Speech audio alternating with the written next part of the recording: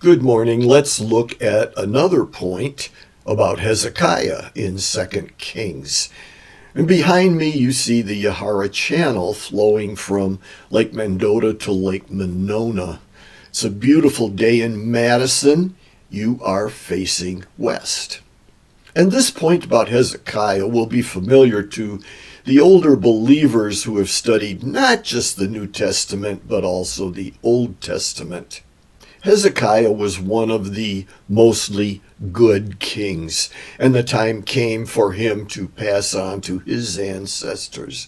And God told him he was going to die. Oh no, God, please, no, I don't want to die. Well, I don't know if that's how he did it. But anyway, God relented and said, okay, I'll give you another 15 years. 15 years passed, Hezekiah died, and his son Manasseh became king. Manasseh was 12 years old when he became king. So do you realize that Manasseh was born during that 15-year period that, according to God's perfect will, Hezekiah would not have been alive? Manasseh was one of, if not the worst kings that Israel or Judah had. He reigned for 55 years. I think that's the longest any king had reigned.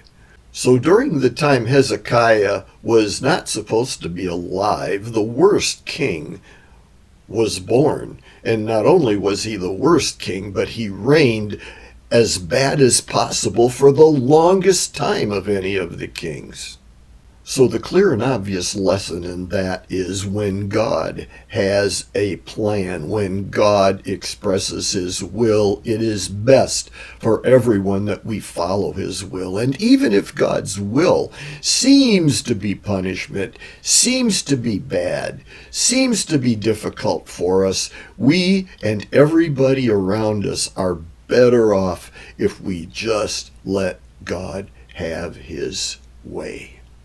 My wife went through the kind of surgery last year that is known to have one of the most difficult recoveries of any surgery you could have.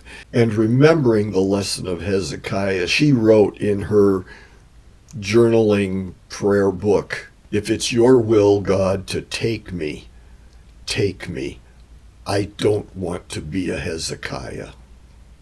God knows what he's doing, and he's really smart. Listen to him, follow him, obey him.